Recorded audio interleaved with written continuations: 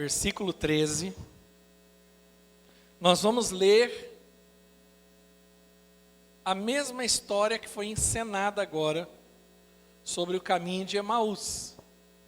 Lembrando que essa mensagem, esse texto, ele acontece justamente no domingo, quando Jesus ressuscita. Diz assim o versículo 13: Naquele mesmo dia, 2 deles estavam indo a um povoado chamado Emaús, a 11 quilômetros de Jerusalém. No caminho conversavam a respeito de tudo o que havia acontecido. Enquanto conversavam e discutiam, o próprio Jesus se aproximou e começou a caminhar com eles. Mas os olhos deles foram impedidos de reconhecê-lo. E lhes perguntou: sobre o que vocês estão discutindo enquanto caminham? Eles pararam com o rosto entristecidos. Um deles, chamado Cleopas, perguntou-lhe: você é o único visitante em Jerusalém que não sabe das coisas que ali aconteceram nesses dias? Que coisas? Perguntou ele. O que aconteceu com Jesus de Nazaré, respondeu eles. Ele era um profeta poderoso em palavras, em obras diante de Deus e de todo o povo. Os chefes de sacerdote e as nossas autoridades o entregaram para ser condenado à morte, o crucificaram, e nós esperávamos que ele ia trazer a redenção a Israel. E hoje é o 3º dia desde que tudo isso aconteceu.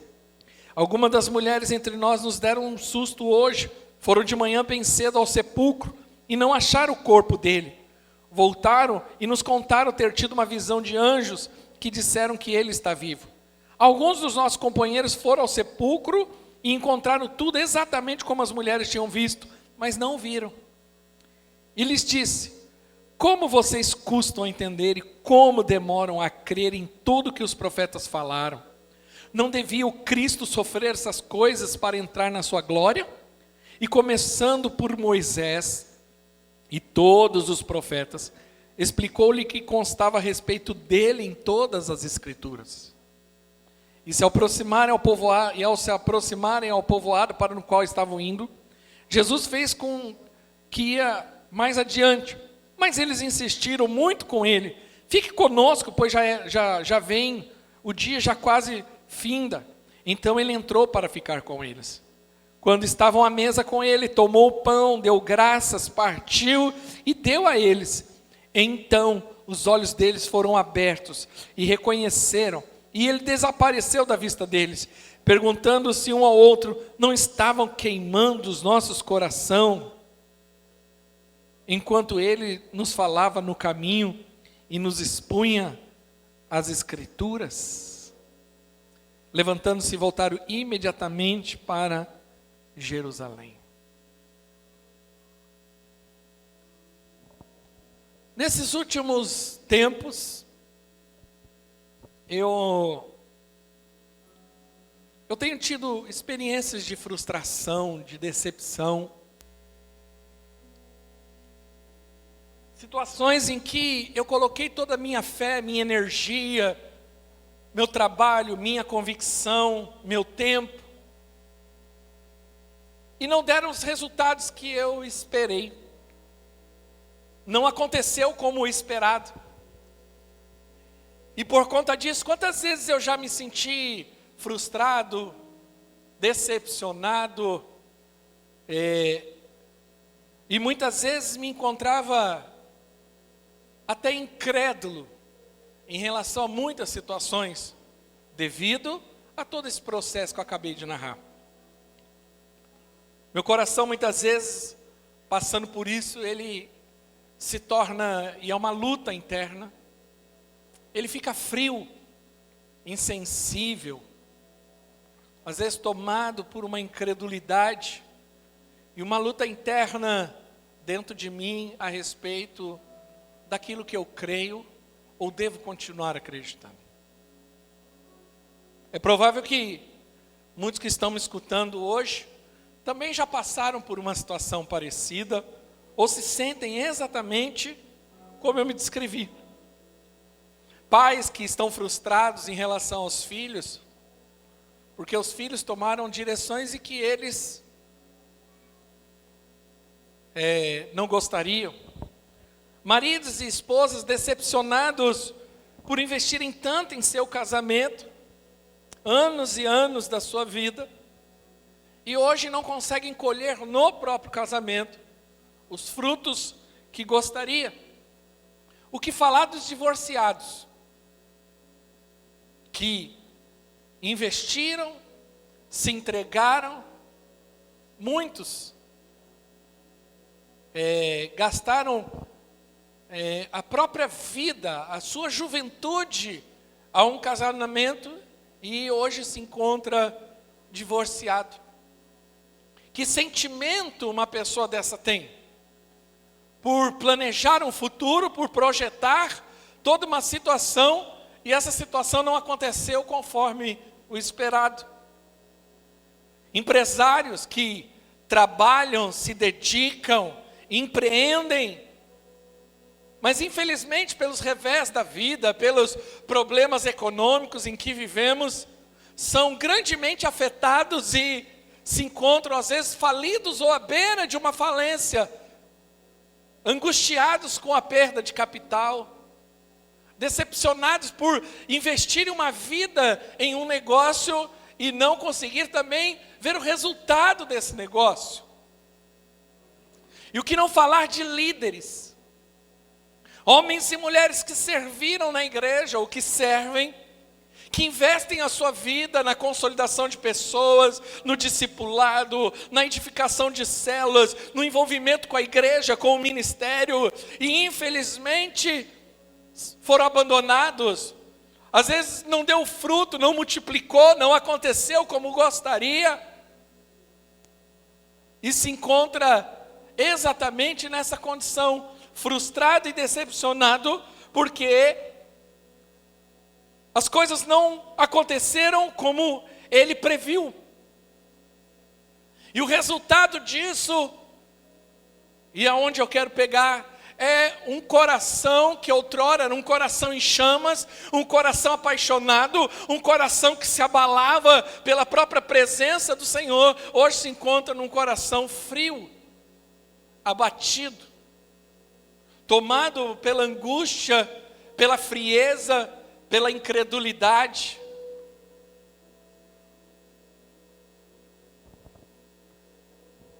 É interessante que nesse texto que nós lemos, os discípulos ali comentam que não nos ardia o coração enquanto ele falava conosco, mas perceba o contexto que eles eram os discípulos que caminhavam com Jesus, mas viram Jesus morrer.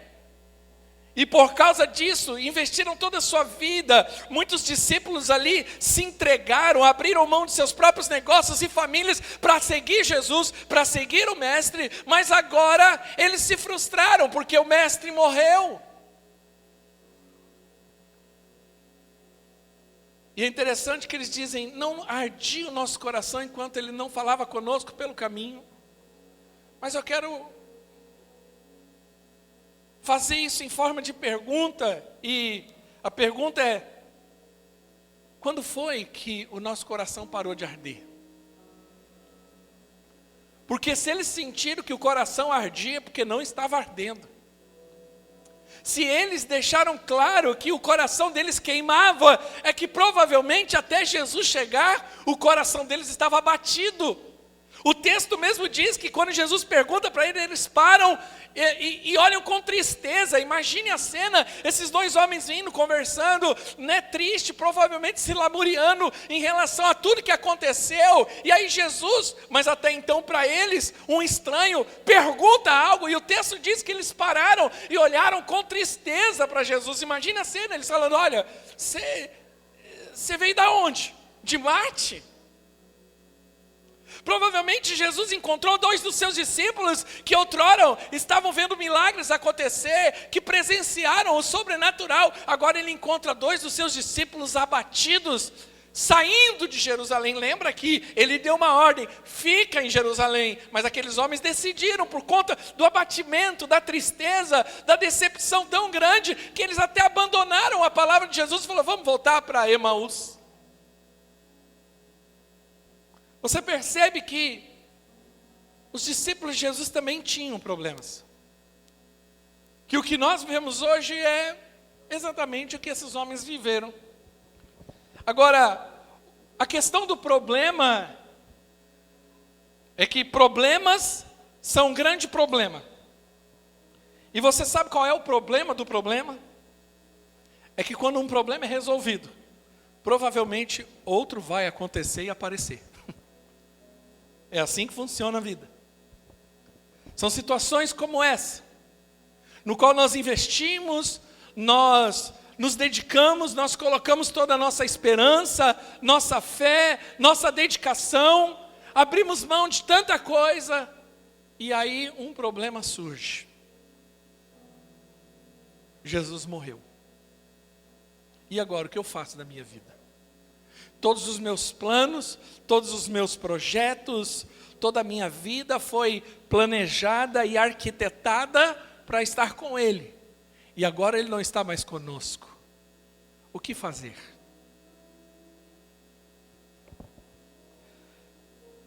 O problema de problemas como esse é que eles sugam as nossas forças, nossas energias, eles tiram o nosso bom humor, eles afetam o nosso corpo e trazem angústia para a nossa alma. Eu faço uma pergunta hoje. Não nos ardia o nosso coração, ou seja, quando foi que o nosso coração parou de arder? O que nós aprendemos aqui com esses discípulos e com esse texto é que esses homens estavam desanimados e frustrados porque toda a sua perspectiva de futuro mudou diante da situação.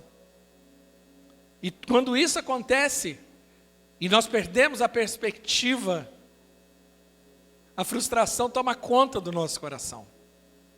E aí nós caminhamos por caminhos que não deveríamos ir. E somos tomados por um abatimento de alma, onde o nosso coração não queima mais.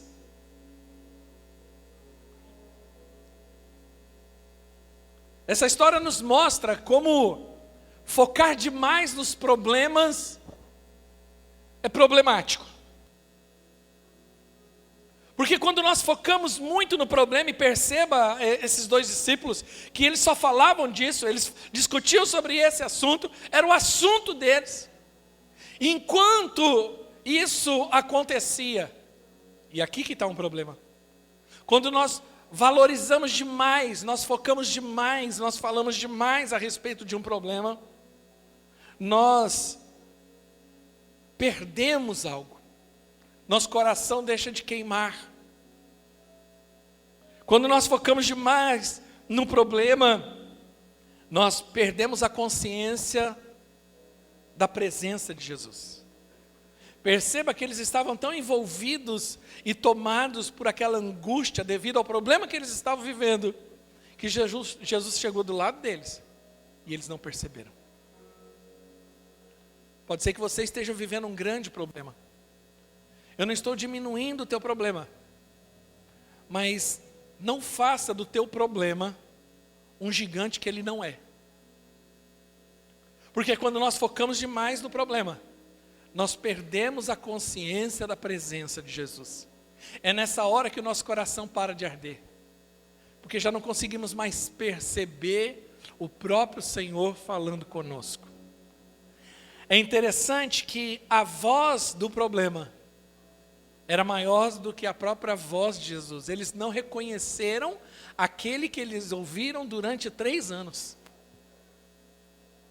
Quando nós focamos demais no problema, nós perdemos essa sensibilidade de ouvir a voz.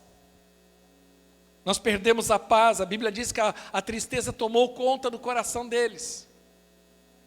Quantas vezes, por conta de problemas que se tornaram grandiosos na nossa vida, e nós vivemos em função daquilo, só falamos daquilo, não podemos encostar perto de alguém que já vamos falando do nosso problema, sabe? E aquele problema começa a tomar uma proporção do nosso coração, da nossa fala, da nossa mente, do nosso tempo, das nossas conversas, de uma tal forma que, é fato, o abatimento se instala no nosso coração. Nós perdemos a certeza de quem é Jesus. Porque as decepções fazem isso com a gente. A decepção, ela tem o poder de abalar nossas convicções. Quando passamos por decepções profundas, as nossas convicções, elas são colocadas todas em xeque. Ou seja, nem eles mais tinham certeza de que Jesus era Jesus. Eles até falavam, mas veja, o testemunho das mulheres não foi o suficiente para eles crerem. Porque quando os problemas tomam conta, as nossas convicções são abaladas e nós perdemos a sensibilidade aos testemunhos. Nós não acreditamos mais quando alguém fala, Jesus ressuscitou. Ou eu fui curado. Olha, Deus trouxe uma provisão. Olha, meu casamento foi restaurado. Olha, liderar é bênção. Olha, fazer a obra vale a pena. A gente perde essa sensibilidade. A gente começa a olhar com desdém e falar, não é tudo isso não. Porque o nosso coração está tomado de amargura e tristeza. E nós perdemos entusiasmo pela palavra. Porque Jesus falou durante um tempão, eles caminharam 11 quilômetros. Eu não sei quanto tempo dá isso, mas esses dias eu fiz da minha casa aqui, eu fiz em 40 minutos andando, lá do Cruzeiro, que é perto. Imagine 11 quilômetros, e a pessoa falando com você, e você não percebe.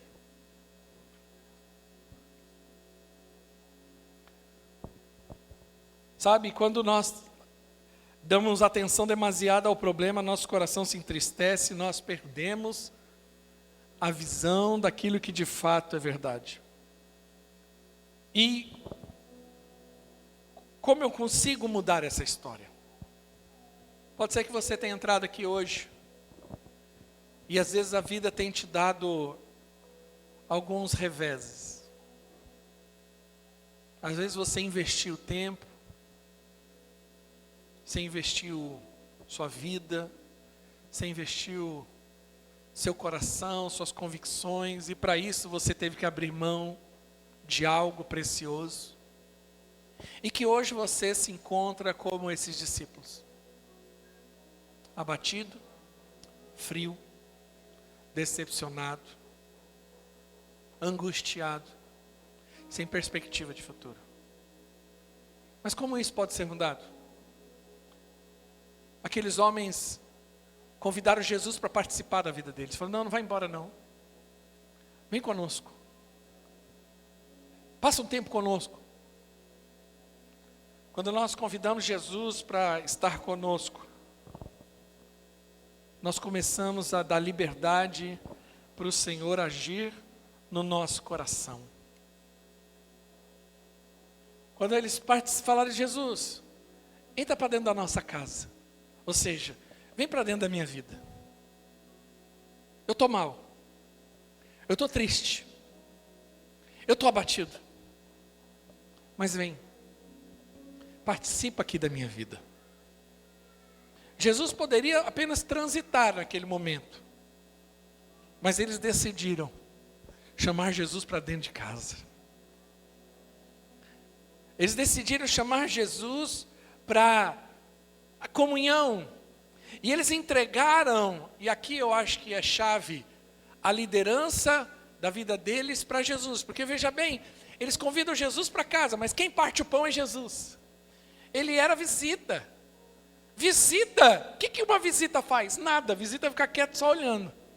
Visita não toma a frente, só se for entrão. A visita fica ali, quietinho. Se alguém pedir alguma coisa, mas você visita. Mas quando Jesus entra, ele parte o pão, ele compartilha o pão, ele abençoa ali, ou seja, ele toma a frente da circunstância. Por quê? Porque eles permitiram. Não convide Jesus apenas para entrar na tua vida, mas permita que ele lidere a sua vida. Permita que Ele lidere o seu coração, permita que Ele lidere o seu casamento, permita que Ele lidere a sua vida, o seu ministério. Permita que Ele lidere.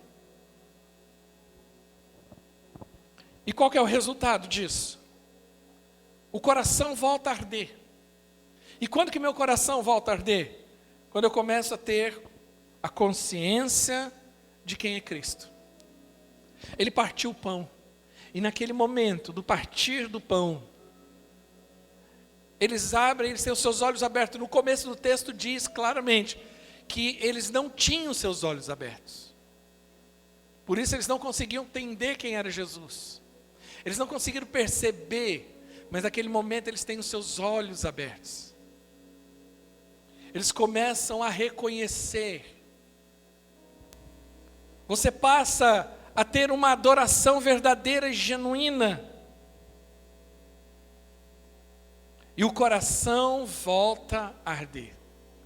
Mas é interessante que eles falam assim no texto: não nos ardia o coração enquanto ele nos expunha as Escrituras. E aqui tem uma chave. Não sou coach não, mas tem uma chave. Veja que Jesus não falou qualquer coisa com eles. Jesus não falou uma palavra motivacional. Jesus expôs as Escrituras.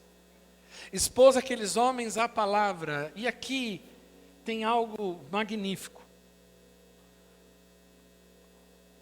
O lugar certo, com a pessoa certa, com a palavra certa, pode mudar o seu destino. Se Jesus não chegasse ali, não expusesse eles aquela palavra, provavelmente até hoje aqueles homens estariam caminhando, perdidos. Mas eles foram resgatados. Eu acho lindo esse texto, mostra como a soberania de Deus é grandiosa, porque eles não estavam atrás de Jesus, mas Jesus foi atrás deles. Eles já tinham desistido da causa, eles já tinham desistido do projeto. Mas Jesus foi ao encontro deles, porque Filipenses diz que aquele que começou a boa obra, ele é fiel para terminar a obra. E eles foram expostos às Escrituras, e o coração deles voltou a queimar. Que o nosso coração queime com a palavra do Senhor. Nós não podemos ser expostos a um problema. Percebe que enquanto eles estavam expostos ao problema, o coração deles murchou. Mas quando eles foram expostos à palavra de Jesus, seu coração voltou a arder. Como é importante nos expormos à palavra, ao mover sobrenatural de Deus. Fico pensando na conferência semana que vem. Se você ainda não fez a opção pela conferência, eu estou te dando uma oportunidade. Na sua casa, provavelmente, essa experiência você não terá, mas exposto a uma palavra, o destino daqueles homens mudou.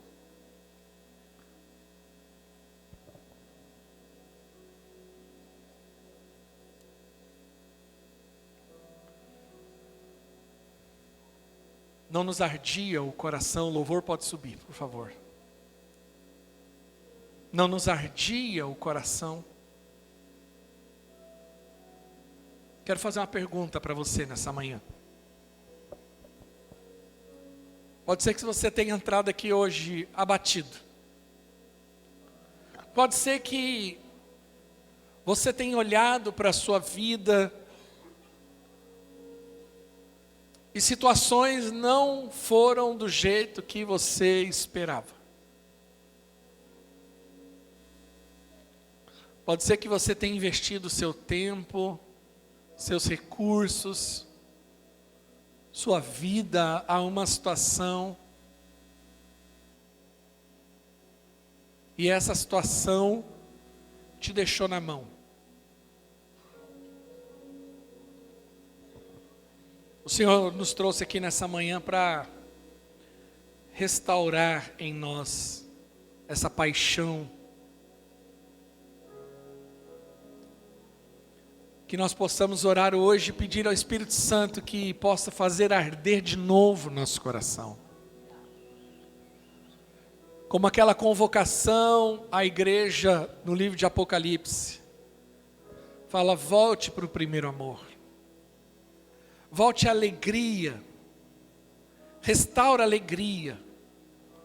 Aquela alegria do novo convertido, aquela alegria daquela pessoa que entendeu que foi salva e que nada mais importa na vida senão Jesus.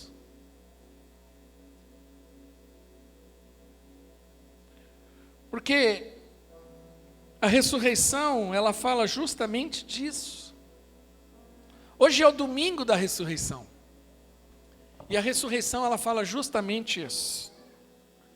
É aquilo que estava morto, ressuscitou. Aquilo que estava inerte voltou a andar. E aquilo que estava apagado, uma chama que outrora se apagou, voltou a queimar.